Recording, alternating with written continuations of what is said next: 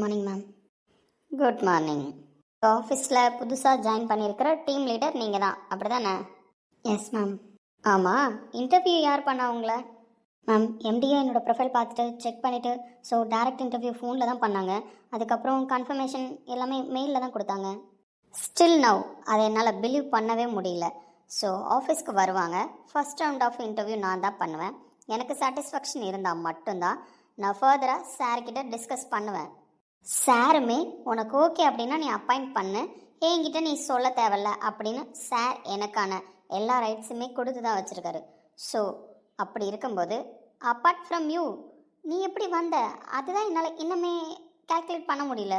So சாரை உன்னை interview எடுத்திருக்க 0% சான்சஸ் மட்டும்தான் இருக்குது. ஸோ 100% நீ சார் தான் இன்டர்வியூ பண்ணாருன்னு சொல்கிறேன். ஸோ எப்படி உன்னை செலக்ட் பண்ணாங்க எனக்கு புரியல.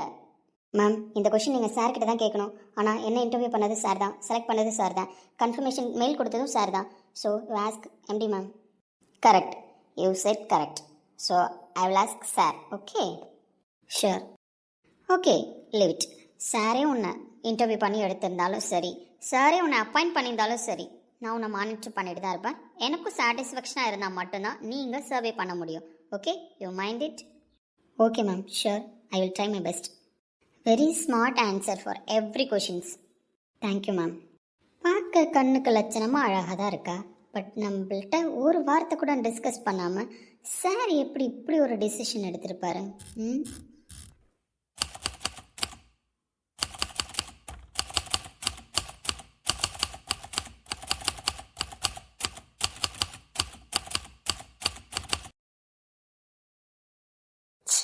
இந்த அக்கௌண்ட் மட்டும் டேலி ஆக மாட்டேதே. ஒர்க்கை பார்த்தா தான் டேலி ஆகும். வெறும் சிஸ்டமை மட்டும் பார்த்துட்டு இருந்தா டேலினா ஆகாதுமா. Who's the disturbance? நீயப்பா என்னப்பா? Charumathi madam, just ask one questions. Just you ask one question or questions? Sorry madam, grammar mistake. Only one question ma'am. Madam, புதுசாக ஒரு டீம் ஹெட் எடுத்திருக்காங்கல்ல, அவங்க எப்போ இன்டர்வியூ வந்தாங்க? இன்டர்வியூக்கு வந்த மாதிரியே தெரியலையே மேடம். எனக்குமே தெரியல. அதுதான் என்னோட டவுட்டாகவும் காலையிலேருந்து என் மூளைக்குள்ளே கட கட கட கட கடன்னு ஓடிக்கிட்டு இருக்கு. நானும் எப்படி சொல்யூஷன் தெரியலான்னு தான் யோசிச்சுட்டு இருக்கேன். நான் சொல்யூஷன் தேடிட்டேன்னா கண்டிப்பாக உன் டேபிளுக்கு வந்து அந்த நியூஸை சொல்லிட்டு வரேன். ஓகேவா? என்ன மேடம், இந்த ஆஃபீஸோட அட்மின் நீங்க, உங்களுக்கே தெரியாம ப்ராசஸ் நடந்திருக்கா? ஆச்சரியமால இருக்கு. அதான் மேம் நானும் சொல்கிறேன். அட்மின் நான் தான், இந்த ஆஃபீஸோட ஒரே ஒரு அட்மின் நான் தான். என்கிட்ட என்ட்ரி போட்டுட்டு தான் உள்ளே போகணும். ஆனால் போலையே. ஆனால் எப்படின்னு எனக்கும் தெரியல, யோசிச்சுக்கிட்டே இருக்கேன். இது என்னடா எங்க அட்மினுக்கு வந்த சோதனை? தம்பி தண்டபாணி. மேடம். சாரிப்பா தம்பி தனுஷே. ஆனால் தெரியலையேப்பா அந்த பொண்ணு எப்படி எடுத்தாங்கன்னு. கேட்டால் எம்டி சார் தான் டைரெக்டாக இன்டர்வியூ பண்ணாங்கன்னு சொல்கிறாங்க. ஆனால் எனக்கு என்னவோ எம்டி இன்டர்வியூ எடுத்திருக்க மாட்டாருன்னு ஒரு டவுட் இருக்கு பார்த்துக்க. ஷோரா மேடம்? ஷோர் தான். இன்டர்வியூ எடுத்திருக்க சான்சஸ் கம்மி தான், பட் இன்டர்வியூ எடுத்திருக்கவும் வாய்ப்பு இருக்கு. மேடம் குழப்பாதீங்க மேடம். நான் குழப்பறதுக்கு முன்னாடி முதல்ல டேபிள்லேருந்து கீழே இறங்கு. மேடம், உங்க பக்கம் பார்த்துருந்த கேமரா தான் ஒர்க் ஆகலையே அட்மின் கிட்ட. ஸோ அது தெரிஞ்சுதான் நான் டேபிள் மேலே ஏறி உட்காந்துருக்கேன். அது தெரிஞ்சுதானே நீங்களும் ஃபேஸ்புக் பார்த்துட்டு இருக்கீங்க. சின்சியரா வேலை பார்க்குற மாதிரியே பாவலா பண்றீங்க. மேன் என்ன மேன் இப்படி கேட்டேன்? யோ, உலகம் எங்கே போயிட்டு இருக்கு? நீ இன்னும் எஃபிலே நிற்கிறேன். I am C Instagram. மொத்தத்தில் வேலை பார்க்கலான்னு ஒத்துக்கிறீங்க. ஜெனன் மேடம் நீங்க.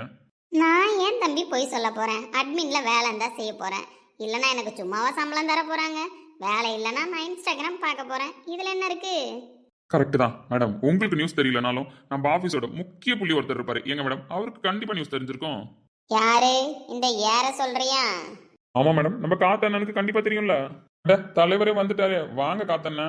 Hi hi hi hi everyone, எல்லாரும் எப்படி இருக்கீங்க? இவர் ஒருத்தருமா இன்ட்ரோ கொடுக்குறன்ற பேர்ல காமெடி பண்ணிட்டு தெரியுறாரு. இவரு தாங்க இந்த ஆஃபீஸோட all in all.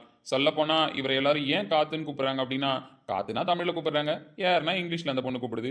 So ஏரோட full form என்ன அப்படின்னா ஆல் இண்டியா ரேடியோ. ஸோ அதை தான் சுருக்கி இவங்க ஏர்னு கூப்பிடுறாங்க, காத்துன்னு கூப்பிடுறாங்க. ஸோ இந்த ஆஃபீஸில் ஒரு சின்ன தூசி நகர்ந்தா கூட இவர் கண்ணில் பட்டுருங்க.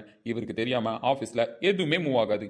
ஸோ நம்ம காத்த நவாயை திறந்தா இன்டர்வியூ எப்படி எடுத்தாங்க நம்ம ஹீரோயின் மேடம்ன்றது இப்போ தெரிஞ்சிடும். அண்ணா அவ்வளோதான், இன்ட்ரோலாம் கொடுத்தாச்சு, பேச ஆரம்பிங்க. சொல்லு தம்பி, அப்படி என்ன உங்க 2 பேருக்கும் இப்போ டவுட்டு? காலைல டிஸ்கஷன் போயிட்டு இருக்கு. அது ஒன்றும் இல்லைண்ணே, புதுசா டீம் ஹெட் வந்திருக்காங்களே, அவங்களுக்கு யார் செலக்ட் பண்ணது? இன்டர்வியூவே வராமல் செலக்ட் பண்ணியிருக்காங்க, அதுவும் டீம் ஹெட் போஸ்டிங்க்கு. உங்களுக்கு எதாவது நியூஸ் தெரியுமா? இதுக்குத்தான் காத்து மாதிரி ஒரு ஆள் வேணுங்கிறது. காத்துக்கு மட்டும் நியூஸ் தெரியலன்னு வச்சுக்க, இந்த ஆபீஸ்ல எல்லாம் வேஸ்ட் தான். என்கிட்ட இந்த நியூஸை தெரிஞ்சுக்க ட்ரை பண்ணுங்க. எப்பயுமே என்னோட எக்ஸ்பீரியன்ஸுக்கு நீங்களாம் முன்னாடியே நிக்க முடியாது. அதை ஃபர்ஸ்ட் புரிஞ்சுக்கிட்டு நடந்துக்கோங்க. புரியுதா?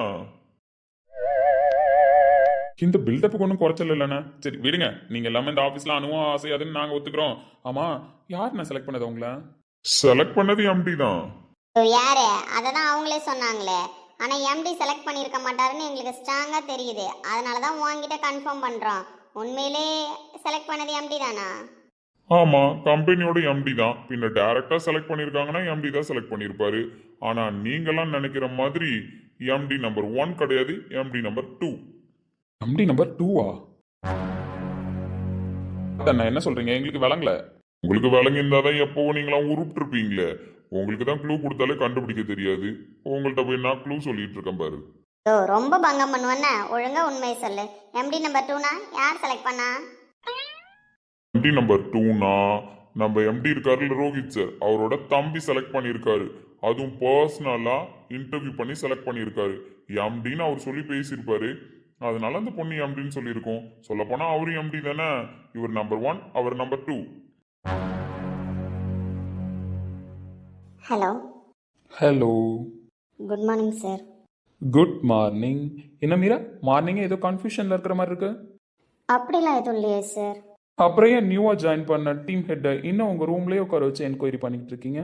அவங்கள கொஞ்சம் அனுப்புனா அவங்க போய் வேலையை பார்ப்பாங்கல்ல. சார், அது வந்து ஒரு சின்ன டவுட்டு, ஸோ அதை கிளாரிஃபை பண்ணிட்டு இருந்தேன். உங்களுக்கு என்ன டவுட் வந்திருக்குன்னு எனக்கு நல்லாவே புரியுது. ஸோ அந்த டவுட்க்கான ஆன்சரை நான் சொல்லட்டுமா? யார் கிளியர் பண்ணாலும் உங்கள் டவுட் கிளியர் ஆனால் இப்போ டீம் ஹெட்டை வெளியே அனுப்பிடுவீங்க, அப்படி தானே? Sir. So no issues Meera. So நானே ஆன்சர் பண்ணுறேன், ஒன்றும் ப்ராப்ளம் கிடையாது. ஸோ புது டீம் ஹெட்டை யார் செலக்ட் பண்ணாங்கன்னு உங்களுக்கு இப்போ டவுட் அதானே? யா சார். நான் தான் செலக்ட் பண்ணேன். புது டீம் ஹெட்டை பர்சனலாக அப்பாயிண்ட் பண்ணது நான் தான். என்ன மீரா, ஷாக்கிங்காக இருக்கா? நோ சார், அவங்க எம்டி செலக்ட் பண்ணாருன்னு சொன்னாங்க. So just I ask, nothing sir. நீங்கள் செலக்ட் பண்ணீங்கன்னு எனக்கு தெரியாது. ஏன் மீரா, நான் எம்டி கிடையாதா? சார். சொல்லுங்க Meera, tell me the answer. Sir, நீங்களும் எம்டி தான், நான் தப்பு சொல்லலை. பட் எம்டின்னு சொல்லும்போது நாங்கள் ரோஹித் சாரை தானே நினைப்போம். உங்கள் பார்வையில் ரோஹித் சார் தான் உங்களோட எம்டி, அப்படி தானே சொல்கிறீங்க? But you go to your MD room Meera. Just ask one question for my brother Rohit. Who is your MD? Just ask your MD Rohit. So you ask one question. Your MD, who is this? Sir, நான் போய் ரோஹித் சார்கிட்ட உங்களுக்கு empty யாருன்னு எப்படி sir கேட்க முடியும்? Just you ask Meera, no issues. ஃப்ரீயாக இருக்கும்போது கேட்டுட்டு அதுக்கான ஆன்சரை எனக்கு கால் பண்ணி சொல்லுங்க, ஒன்றும் ப்ராப்ளம் கிடையாது. I am wait. So leave it Meera, questions அப்பார்ட்ஸ். நான் தான் செலக்ட் பண்ண டீம் ஹெட்டை. ஸோ உங்களுக்கு ஏதோ ப்ராப்ளம் இருக்காதுல்ல? Nothing sir. ஸோ அவங்கள அவங்க பிளேஸ்க்கு அனுப்புங்க, அவங்க போய் ஒர்க்கை பார்க்கட்டும். ஓகே? Okay sir. அப்புறம் மறந்துடாதீங்க, உங்கள் ரோஹித் சார் கிட்ட போயிட்டு உங்களோட எம்டி யாருன்னு கேட்டுட்டு எனக்கு கால் பண்ணும். Okay? Okay sir. Nandini, go to your place, start your work. Thank you ma'am. எங்க இருக்கான்னு தெரியல. அப்பப்போ ஏதாவது ஃபோன் பண்ண வேண்டியது, நம்மளை குழப்பி விட வேண்டியது, இவன் மாட்டுக்கும் ஃபோனை வச்சிட வேண்டியது. பைத்தியக்காரன். என்னைக்கு இவனை நேரில் பார்க்க போறான்னு தெரில. அன்னைக்கு இருக்கு. இந்த பொண்ணு இவன் எதுக்கு பர்சனலாக செலக்ட் பண்ணா? ஐயோ, இவன் ஃபர்ஸ்ட் யாருன்னே தெரிய மாட்டேது. அப்பப்போ ஃபோன் பண்ணுறான், டென்ஷனை கிளப்பிட்டு வச்சிடறான். எம்டியோட தம்பி தான், ஆனால் நான் போய் எம்டி கிட்ட கேட்கணுமா எம்டிக்கு எம்டி யாருன்னு? இதெல்லாம் நம்மளுக்கு தேவையா? போய் கேட்டால் அந்த மனுஷன் நம்மளை சும்மா விடுவாரா? கேட்டு பதில் சொல்லணும்னாலும் திருப்பி கால் பண்ணி சொன்னதை செஞ்சீங்களான்னு கேட்பான். எல்லாம் தலை எழுத்து. எவ்வளோ நாள் தான் கண்ணுக்கு மறைவாக இருந்தே நம்மளுக்கு ஆர்டர் போடுறான்னு. என்னைக்காவது ஒரு நாள் நேரில் வந்து தானே ஆகணும். அன்னைக்கு இருக்கு, அன்னைக்கு கெஸ் பண்ணுறேன் இவன் கேரக்டரை. செக் போய் கேட்டு தொலைவோம், என்ன ஆட்டம் ஆட போறாரோ இந்த கேள்விக்கு.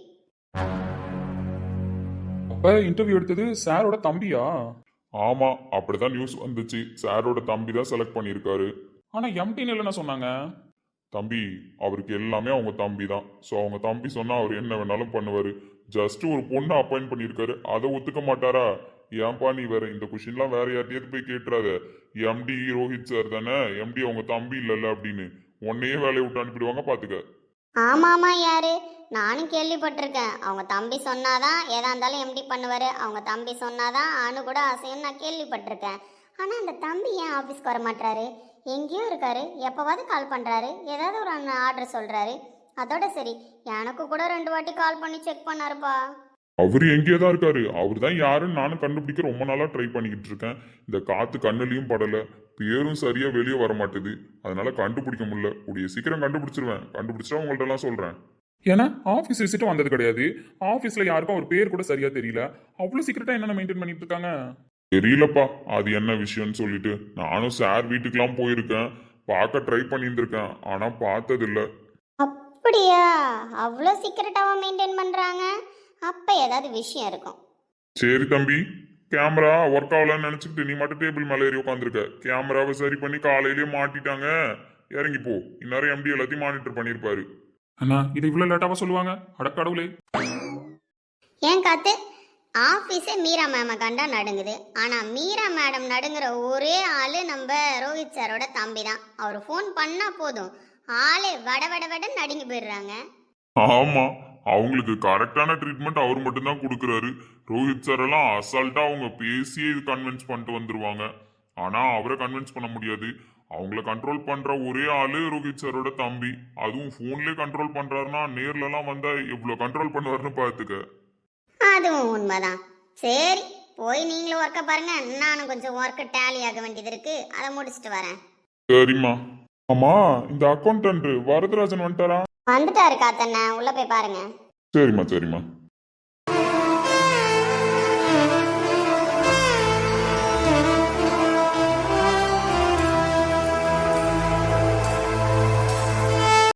ஏய், கொஞ்ச நேரத்துக்கு முன்னாடி முறைச்ச, இப்போ என்னன்னா இப்படி பார்க்குற? என்னதான் நினச்சிட்டு இருக்க நீ? எனக்கும் தான் புரிய மாட்டுது. சில டைம் ஸ்மார்ட்டாக இருக்க, சில டைம் பார்த்தா வேணும்னு ஏதாவது சொதப்பி விட்ற. என்னதான் நீ நினச்சிட்டு இருக்க? உனக்கு வேலை பார்க்க தெரியுமா தெரியாதா? இப்போ நான் என்ன சொதப்பினா என்ன சொதப்பல, அதுக்கான ஆன்சரை சொல்லு. நேற்று வரைக்கும் எனக்கு கொடுத்த ஒரு ப்ராஜெக்டில் மிஸ்டேக் இருந்தது. அது என்னன்னு உங்ககிட்ட கேட்டேன். நீ என்கிட்ட ஏதாவது ஆன்சர் பண்ணியா? எனக்கு தெரியாதுன்ற மாதிரி தானே சுற்றிட்டு இருந்தேன். ஆனால் காலையில் வந்து நான் பார்க்குறேன், அந்த ப்ராப்ளம்லாம் சால்வ் ஆகி மேனேஜருக்கு மெயிலே அனுப்பியிருக்காங்க. அது வேற யாரும் பார்த்துருக்க மாட்டாங்க, நீ தான் வேலை பார்த்துருப்ப. எப்படி உனக்கு அதுக்கான சொல்யூஷன் கிடச்சிது? எப்படி கிடைச்சதுன்னா சரி, பாவம் நீ வேற நேற்று மூஞ்ச சோகமாக வச்சுக்கிட்டு சொன்னியா, அதான் சரி காலையில் வந்து மேனேஜர் கிட்ட திட்டு வாங்க போற. அதுவும் அந்த மீரா சுடுமுச்சு, அது வந்து உன்னை தேவையில்லாமா அப்படியே நின்று திட்டும், எந்த இடம்னு கூட பார்க்காம. அதான் நைட்டு போய் என் ஃப்ரெண்டு ஒருத்தர் இருக்கான், இந்த ஃபீல்டில் தானே ஒர்க் பண்ணுறான், அவன்கிட்ட சொல்யூஷன் கேட்டேன், அவன் சொல்லி தந்தான். அந்த மெத்தடில் வந்து சால்வ் பண்ண சால்வ் ஆயிடுச்சு. இதே மாதிரி ஸ்மார்ட் ஒர்க் எப்பயுமே பண்ணலாம்ல. ஆஃபீஸில் ஒரு ஐடென்டிஃபிகேஷனாச்சும் கிடைக்கும்ல. இதோ பாரு, அசால்ட்டாக டீம் ஹெட் போஸ்டிங்லாம் எடுத்திருக்காங்க. அப்பப்போ நீயும் ஸ்மார்ட்டாக தான் இருக்க. அப்பப்போ ஒழுங்காக வேலை பார்த்த அப்படின்னா நீனும் அடுத்த ப்ரமோஷன் வாங்கிட்டு போயிட்டே இருக்கலாம்ல. அப்பப்பப்பா, இந்த அப்பப்பாவை விடுறியா? ஏய், என்ன கிண்டலா? எனக்கு எப்போ பார்த்தாலும் பவித்ரா கூடவே உட்காந்து ஒர்க் பண்ணணும். அப்புறம் ப்ரமோஷன் வாங்கிட்டு போயிட்டா பவித்ரா கூட உட்காந்து ஒர்க் பண்ண முடியாதே. இதெல்லாம் ஒரு ஆன்சரா? ஆமாம், இதுவும் ஆன்சர் தான். இதில் உனக்கு என்ன டவுட்டு? ஆனால் உனக்கு அறிவே இல்லை தெரியுமா? இப்போ தான் நடி அறிவா உன் பிரச்சனையை சரி பண்ணேன்னு சொன்னேன், அதுக்குள்ளே அறிவே இல்லைங்கிற. வாடி படிலாம் கூப்பிடாத, அடி வாங்குவ சொல்லிட்டேன். பரவாயில்ல, அடிச்சுக்கோ. ஆனால் எனக்கு ஒன்று புரியவே மாட்டுது. இதெல்லாம் நீ எதை நினச்சி பண்ணிட்டு இருக்க? இன்னைக்காவது ஒரு நாள் இந்த பவித்ரா என்னோட ஆள் ஆயிடுவான்னு நினச்சி பண்ணிட்டு இருக்கேன். அதெல்லாம் கனவுல கூட நடக்காதுன்னு நீயும் என் பின்னாடி 6 மாசமா சுத்தின. அதுக்கப்புறம் நான் இந்த ஆஃபீஸில் ஜாயின் பண்ணேன், நீ என் கூட சேர்ந்து ஜாயின் பண்ணேன். இதுக்கெல்லாம் ரீசன் என்னன்னு எனக்கு இன்னும் புரியல. ரீசன் என்னன்னு புரியலையா? 6 மாசமா நம்ம ஃபாலோ பண்ண பொண்ணு, அவள் கூட இருக்கிறதுக்கு ஒரு ஆப்பர்ச்சுனிட்டி, இந்த ஆஃபீஸில் நீ ஜாயின் பண்ண. சரி, நானும் இன்டர்வியூ பண்ணேன், யாரோ ஒரு புண்ணியமாக என்னையும் செலக்ட் பண்ணிட்டான். நம்ம 2 பேரும் ஒன்றாவே ஒர்க் பண்ணுற மாதிரி ஆயிடுச்சு. சரி, பின்னாடி சுற்றினா கூட வெளியில் வெயிலில் தான் சுற்றணும், அதான் ஏசி ரூமில் ஜாலியாக அவன் பின்னாடி சுற்றலாமேன்னு வந்திருக்கேன். மற்றபடி ஆஃபீஸில் ப்ரமோஷன் வாங்கணும், அடுத்தடுத்த கட்டத்துக்கு போகணுன்ற எய்ம்லாம் எனக்கு இப்போதைக்கு இல்லை. சினிமா இல்லையா அந்த காரணத்தை சொல்றதுக்கு? இல்லையே, எனக்கு பவித்ராவை ஃபாலோ பண்ணணும், பவித்ராவை பார்த்துக்கிட்டே இருக்கணும், பவித்ரா கூடவே ஒர்க் பண்ணணும், அவ்வளோதான். நான் பவித்ராவுக்கு இந்த மாதிரி பசங்களை பிடிக்காது, பொறுப்பா இருக்கிற பசங்களை தான் பிடிக்கும். நீ என்னைக்கு பொறுப்பா இருக்கியோ அன்னைக்கு தான் பவித்ரா உன்னை என்னன்னு கூட ஏறெடுத்து பாப்பா. அப்படியா? பொறுப்பாக இருக்கிற பசங்களை தான் பிடிக்குமா? ஆனால் கார்த்திக்கு பொறுப்பாக இருக்க தெரியாதே. கார்த்திக் எப்பயுமே இப்படி தான் இருப்பான். அப்ப எப்பவுமே இந்த பவித்ராவுக்கு கார்த்தியை பிடிக்க சான்சஸ் கிடையாது. அதனால அடி மனசுல அப்படி ஒரு எண்ணம் இருந்தா ஏரேசர் வச்சு ஏரேஸ் பண்ணிட்டு போய் ஒர்க்க பாரு. ஓகேங்க மேடம், நாங்கள் எங்கள் ஒர்க்கை பார்க்குறோம், நீங்கள் கிளம்புங்க. அப்ப கூட நான் பொறுப்பா இருக்கேன்னு சொல்ல மாட்டியா? பொறுப்பாக இருக்கிற மாதிரியா இருந்தால் தானம்மா நான் போய் சொல்ல முடியும். நம்மளுக்கு பொறுப்பாக இருக்கிறதுலாம் வராதுமா. இதெல்லாம் மனுஷி பேச முடியாது. காலையில என் மூட அப்செட் பண்ணிடுவேன். நான் கிளம்புறேன். எனிவே என் ப்ராப்ளம் சால்வ் பண்ணி மேனேஜர் கிட்ட இருந்து நான் திட்டுவாங்க காப்பாத்தனதுக்கு தேங்க்ஸ். வெல்கம். ஓர விழி பார்வை தீபங்களை ஏற்றி வைத்தது நெஞ்சோடு இன்று.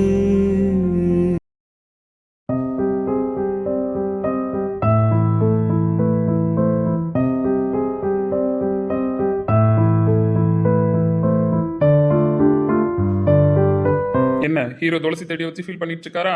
அவரும் துளசி செடியை வச்சு தாங்க ஃபீல் பண்ணுவாரு. நான் தான் சொன்னனே, ஹீரோயின் துளசி செடியை பார்த்து ஃபீல் பண்ணதுக்கும் ஹீரோ இப்போ துளசி செடியை பார்த்து ஃபீல் பண்றதுக்கும் ஒரு பாண்டிங் இருக்கு. அது என்னன்றதை போக போக கதையில சொல்றோம். இப்போதைக்கு அவரை கலாய்க்க அவரோட ஃப்ரெண்ட் வந்திருக்காரு. அவர் ஃப்ரெண்ட் யாருன்னு நீங்க தெரிஞ்சுக்க வேணாமா? हुकुम टाइगर का हुक्म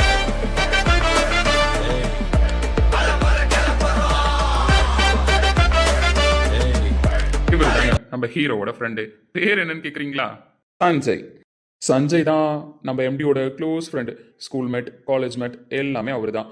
அவரை ஃப்ரெண்டுன்னு பார்க்காம ஒரு பிரதராக தான் நம்ம எம்டி எப்பயுமே ஹேண்டில் பண்ணுவார். ஆனால் இந்த ஆஃபீஸோட செக்யூரிட்டி கார்டுன்னு கூட சொல்லலாம். நம்ம எம்டியோட செக்யூரிட்டி கார்டும் அவர் தான். டேய் காலையில ஜோசியக்காரன் வீட்டுக்கு வந்தானா?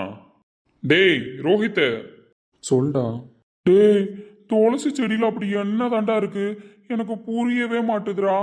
புதுசு புதுசா வளர்த்துக்கிட்டே இருக்குன்னா உங்க வீட்டு பால்கனி ஆகட்டும், உங்க வீட்டு மொட்டை மாடி ஆகட்டும், உன் பெட்ரூம் ஆகட்டும், உன் கேபின் ஆகட்டும், ஏன் உன் கார்ல கூட ஒரு குட்டியா ஒரு துளசி செடி வளர்த்து வச்சிருக்கடா. ஏன்டா இப்படி இருக்க? அந்த துளசி செடிக்கும் உனக்கும் சம்மந்தம் உண்டுங்கிறது எனக்கும் புரியுது. ஆனா இப்படியாடா பைத்தியக்காரத்தனமா பாக்குற இடத்துல எல்லாம் துளசி செடியை வச்சிருக்கேன். டேய் என்னடா எல்லாம் தெரிஞ்சு நீ எப்படி சொல்ற? துளசி தானே எல்லாமே. டேய் உண்மையிலேடா இவ்வளோ பெரிய ஆஃபீஸோட எம்டி, கிட்டத்தட்ட 5-6 கம்பெனியோட எம்டிடா. எல்லாத்துலேயும் கொடி கட்டி பறந்துட்டு இருக்க, எல்லா ஃபீல்டுலேயும் number 1 business man. So youngest business man நீ மட்டும்தான்டா. அப்படி இருக்கும்போது இப்படி சின்ன பிள்ளைத்தனமா சொல்றது, அதையே நினச்சி யோசிச்சுட்டு இருக்கிறது, இதெல்லாம் எப்படிடா இருக்கு ரோஹித்? நீ சொல்ற மாதிரி எம்டியா இருக்கலாம், ஆனால் லைஃப்ல ஜீரோவால ஆகிட்டாங்க எல்லாரும் சேர்ந்து. டேய் வீட்டில் இருக்கிறவங்க மட்டும் பிளான் பண்ணியாடா அதை பண்ணாங்க. நீ இப்படிலாம் வெக்ஸ் ஆகணும் அவங்களுக்கு தெரியுமா?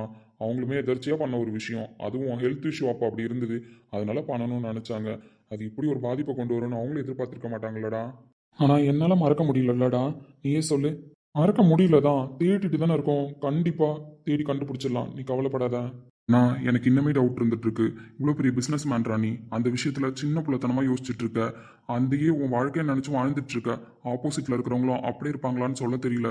தேடி கண்டுபிடிக்கும் போது ஒருவேளை அவங்க வேற மாதிரி லைஃப்பில் சேஞ்ச் ஆயிருந்தா அதையும் நீ அக்செப்ட் பண்ணிக்க ரெடியாக இருக்கணும். இதே முடிவில் இருக்கக்கூடாது.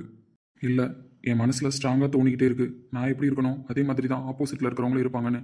என்ன மாதிரியே என்னையே நினச்சிட்டே இருப்பாங்கன்னு என் அடி மனசு சொல்லிக்கிட்டே இருக்குடா.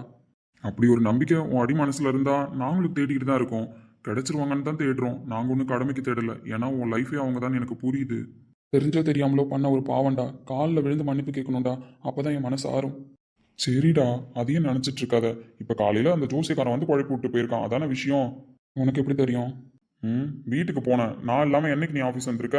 நீ தான் ஆஃபீஸ்க்கு வந்துட்டியே, அதனால வீட்டுக்கு போனேன். அப்போ தான் பாட்டி சொன்னாங்க இந்த மாதிரி ஜோசியக்காரர் வந்துட்டு போனாருன்னு. ஆனால் காலையில் ஜோசியக்காரன் கான்ஃபிடென்ட்டாக பேசினான், எனக்கு ஏதோ நல்லது நடக்க போகுது, 3 நாளில் நான் தேடுற பொருள் என் கையில் வந்து சேரப்போகுதுன்னு. ஆனால் எனக்கு இன்னும் நம்பிக்கை இல்லைடா. ஆனால் அவன் ஸ்ட்ராங்காக தான் பேசினான். அவன் கடக்குறான். 3 நாளில் நடக்கலன்னா அவனை தலைக்கீழ தொங்க விட்டு அடிப்போன்னு சொன்னியா? சொல்லியிருக்கேன். 3 நாளில் நடக்கலன்னா யார் செய்கிறீங்களோ இல்லையோ கண்டிப்பாக நான் செய்வேன். அந்த ஜோசியக்காரனோட முடிவு என் கையில் தான். பைத்தியக்காரன், ஜோசியன்ற பேர்ல சாமின்ற பேர்ல எப்படிலாம் விளையாண்டான் பத்தியா? எல்லாம் நன்மைக்கு, பார்த்துக்கலாம். சரி அப்செட்டாவே இருக்காத, அடுத்தது ஒர்க்கை பாரு, பார்த்துக்கலாம். ஆமா, புது டீம் ஹெட் யாரோ ஜாயின் பண்ணாங்கன்னு சொன்னான். யாரு? தம்பியா? ஆமா.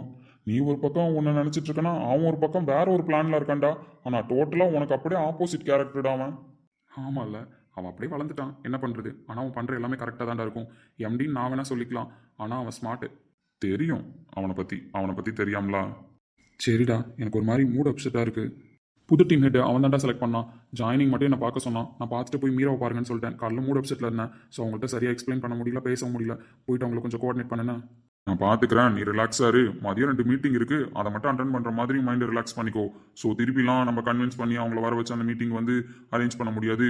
கொஞ்சம் ரிலாக்ஸ் ஆகுடா. தெரியும்டா, ரொம்ப நாளாக நம்ம வெயிட் பண்ணிட்டு இருந்த ப்ராஜெக்ட் இன்னைக்கு கையில் வருதா இல்லையான்னு தெரியல, பார்க்கலாம். சரிடா ரோஹித், நான் போய் யார் டீம் ஹெட்னு பார்க்குறேன், மீராட்ட கோஆர்டினேட் பண்ணிக்கிறேன். நீ ரிலாக்ஸாக இரு. சரிடா. காத்தடிக்குது, வேலை காணிற மாதிரி இருக்கே. என்ன பார்க்குற? சீக்கிரமாக இந்த பைத்தியக்காரி வந்துட்டானா? ஆஃபீஸ் டைம் முடிஞ்சிருச்சு. இன்னைக்கு ஃபர்ஸ்ட் நாள் போனேன், ஜாயின் பண்ணிட்டேன். உன்னை பார்க்கணும்னு தோணுச்சு, சீக்கிரமாகவே வீட்டுக்கு வந்துட்டேன். ஏன்டி பைத்தியக்காரி மாதிரி என்ன வளர்த்துட்ருக்க? எனக்கு உனக்கு என்னடி சம்மதம்னு கேட்குறியா? சம்மந்தம் நிறையாவே இருக்குது. நீ மட்டும்தான் என் லைஃப்பில் சம்மந்தப்பட்டிருக்க. உன்னை மட்டும் வச்சிருந்தாலே என் மனசுக்கு ஆறுதலாக தான் இருக்குது. நான் உன் கூடவே வாழ்ந்துருவேன். என் சுயநலத்துக்காக தானே நான் அப்படி பண்ணேன். அதனால தப்பு இல்லை. நான் பண்ணுறது பைத்தியக்காரத்தனமாக இருந்தாலும் ஏன் பண்ணுறன்றது உனக்கு புரியும். நீ என் கூடவே இரு, அதுவே போதும். நீ மட்டும் அன்னைக்கு இல்லைனா என் குடும்பமே இந்நேரம் செதஞ்சு சின்ன பின்னமாக இருக்கும். நாங்களாம் அனாதையாக நின்றுப்போம். எங்களை அனாதையாக்காம எங்களுக்கு ஒரு நிரந்தரமான வாழ்க்கையை இது வரைக்கும் கொடுத்துருக்கனா அது ஒன்னால தான் நடந்துச்சு. ஸோ எப்பயுமே நான் உன்னை அந்த கடவுளுக்கு நிகராக தான் பார்க்குறேன். ஏன் கடவுளாக கூட உன்னை தான் பார்க்குறேன். நீ மட்டும் அன்றைக்கி எனக்கு ஹெல்ப் பண்ணல அப்படின்னா நான் தான் சொல்கிறேனே, இந்நேரம் என் குடும்பம் செதஞ்சு சின்ன பின்னமாக இருக்கும். அதனால் எங்கள் வாழ்க்கையே நீ தான், எங்கள் கடவுளும் நீ தான்.